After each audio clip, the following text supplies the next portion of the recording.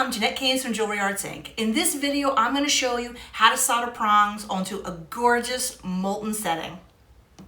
So, ta-da! Susan and I have been working on this, and Alex also was helping you with the original. So we've got a gorgeous molten ring shank, which basically means we melted gold together to make lovely shapes. Okay. Same with the top piece, right? So we have that gorgeous texture. Then we soldered them together. We soldered the ring to this. Okay. And we have a sexy little ruby. That's beautiful. Just like so. Oh, and it's an unusual shape. Yes. So that's the prongs. So we have to solder the prongs on basically one at a time, and we have lots of ways we can use the soldering clay. There's all kinds of different things we can do.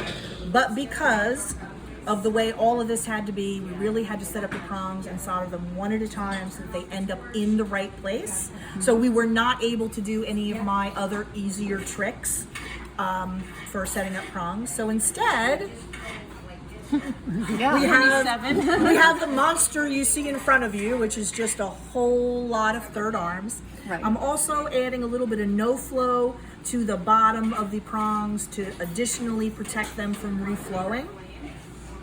And then that's the last prong right there. I'm literally going to put that in place, and then we're going to solder it down. I'm going to position a small piece of 18 karat solder underneath the prong, just like we do with a post, essentially. So there's a lot of different ways that I often do something like this and not like this, but this was our best option because the stone itself is curved and uneven. The top of this is curved and uneven. I really did not feel confident that we could just be like, here's where the prongs go, solder them all in and have them fit. We needed to put one on, put the stone next to it, position the, do you know what I'm saying? Yeah. But most of the time you can just mark it ahead of time, you know what I mean, and whatever. But this, I just did not feel that that would be successful. So you're leaving those on as a heat sink? Yes, and to hold them in place. And yes, normally Because I they're don't already use, soldered, right? That is correct. Okay. Yeah. So normally we don't have quite this complicated of an apparatus, but in this case it's necessary. Yeah. What is the pink? This is our custom no flow. It's something either dirty or chalky, basically. Like, you know how solder doesn't like to flow if it's dirty? So we're like, okay, don't flow, here's some dirt, as well as being supported, and this is like a heat sink. So anything up in the air is very vulnerable to reflowing. Things that are laying flat for the most part will just, even if the solder flows a little bit, it'll just lay there and behave itself. Up in the air will do many naughty things if you don't take extreme precautions like this. Because yes, we don't normally have this, but. So you have the tweezers touching that so that it's more that would have to heat it up so it won't fall over. It will block the heat from each of these. It will also hold it straight up and down so that if the solder were to reflow, even though we've blocked it, even though we've used no flow, it'll hopefully stay in position. Got it. So I cut some cute little pieces of 18 karat solder, because normally we just do this just like a prong. It's like a little square of solder. Prong's gonna be right on top. I'm gonna position my heat kind of underneath right here, and we're just gonna watch it flow. Okay. So could I get some paste flux though? Pretty please. Look at that, so handy. Is that all dried out? 100%. That's how handy Pause it the is. video, I'll be right back. It was my 22 dirty. What does that mean? That means it was just Yeah, but I gotta get it out. No, you can take a second.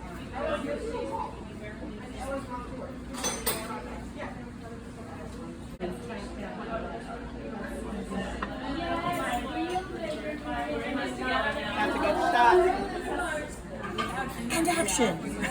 And we're back. So now we've your got. pieces are right in the same place. Your hair starts. Yeah, continuity.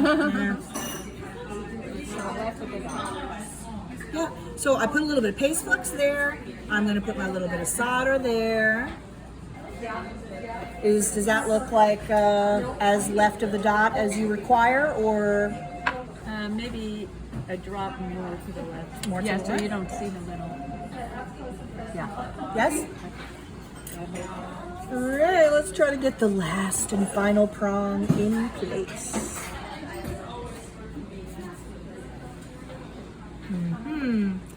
That's a little taller too. Okay. And you notice also, because I want this one to flow, I'm grabbing it as far away from where I'm going to be soldering as possible. First, I have to get this at the right height.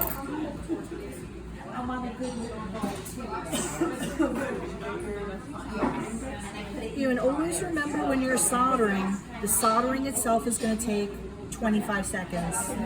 It's getting all of this done that takes the time.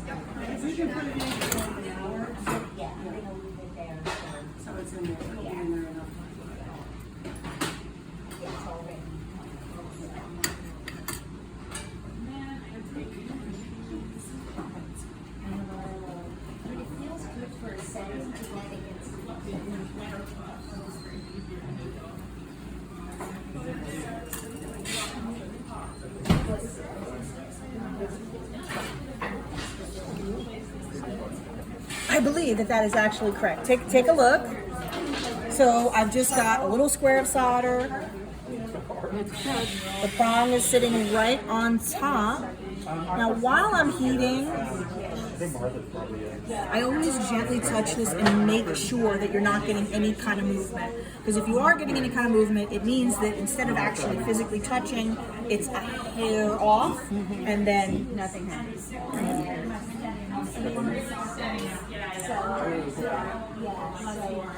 Then the question we ask ourselves, are we going to use a 0 or are we going to use a 1? I used a 0. Yeah, I think I'm going to use a 0. We could use both. Like if I used a 1, I'd pull back a little further. But thank you. Keep it close by just in case. Because also sometimes, like, as you add more and more third arms, it's harder and harder to get it hot. So sometimes we do then switch to something higher. I know I can do it. I believe in myself. Okay, there we go. Okay. So like I was saying before, though, I can't really heat from the top because then the prong will get hot. And if the solder ran, it could either melt the prong or it can just run up the prong, which we don't want. So we've got to heat from underneath. Okay? Oh, okay.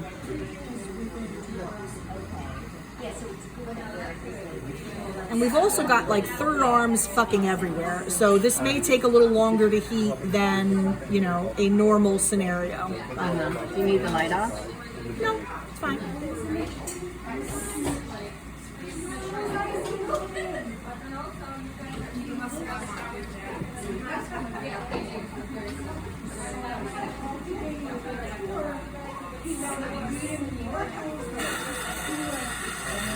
Cut that out. You little bastard. You're gonna flow. That's right. There you go. So the flame's just blowing itself out like a jerk and not being cooperative. However, You got it so far? I think I'm gonna melt that a tiny bit more, but I want it to go a little more smoothly, but basically that's it, yes. Did you use 20 karat to put the shank onto the... So the shank is 20 karat. So we did use 20. And then this is 18. The solder you mentioned.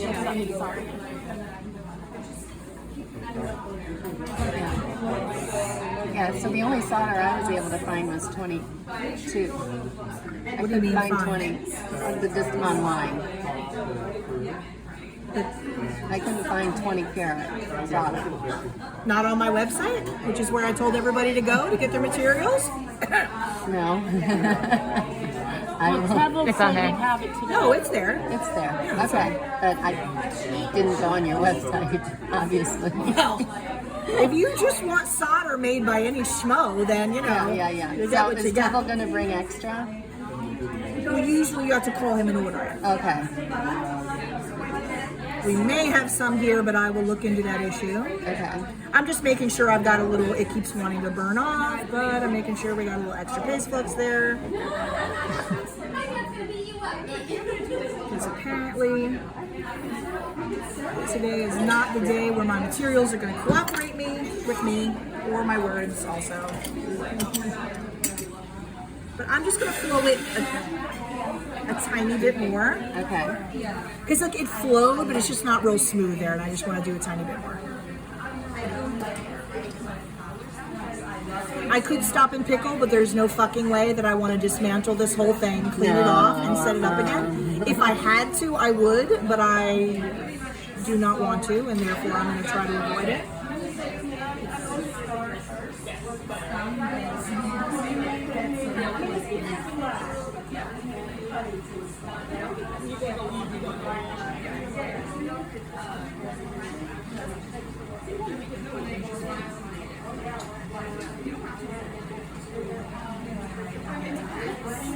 There we go.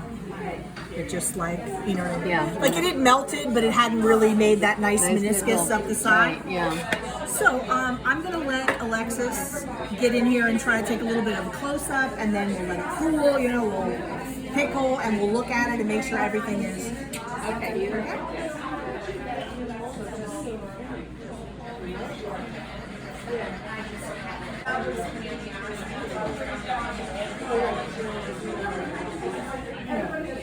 Radiant beauty that they want to see in high detail. So I just want to show this off. We put it in our nice engraving block, and I just was like fiddling with the prongs a little bit to make sure the stone, you know, goes in there and sits really nicely. Now, sometimes when we know what's going to happen, we will already have our prongs like exact right height and everything. In this case, it was very difficult to be sure. So we just made ours a little longer. We're going to mark them, we're going to cut them, we're going to file a little bit, and then we'll put it back in there.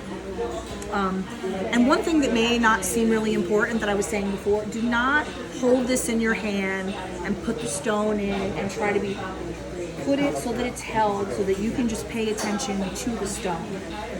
In other words, you hold it in your hand, you don't really know what you're looking at. Everything's not level, you know what I'm saying? Like it's a little more confusing. So, and also because the stone is really a little curved on the bottom and whatnot, we're probably going to make our prongs maybe a little longer than we might normally do. So what I'm going to do is I'm going to mark them, and then I want you to cut, file the tops a little bit, and then we'll put it back in, and if there's any more tweaking that we want to do.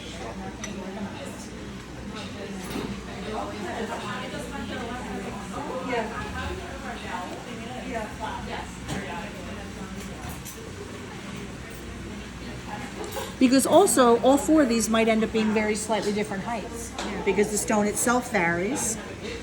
So I'm going to mark them, and then maybe Alexis can just kind of get in there and try to get a little bit of a close-up. But then I want you to just take it out, cut a little bit above the mark, you know, and file it a little bit. Okay. Okay? And then we'll like put it back in, we'll put the stone back in. Okay. Because, you know, just like a lot of other things we do, once we get the height right and all that stuff, we're going to take a dowel and we're going to push that in there. The setting itself is going to take like 3 minutes, you know, and then we'll take a swifty wheel on the top. It'll be real fast. It's getting the right height, the right position that takes all the time.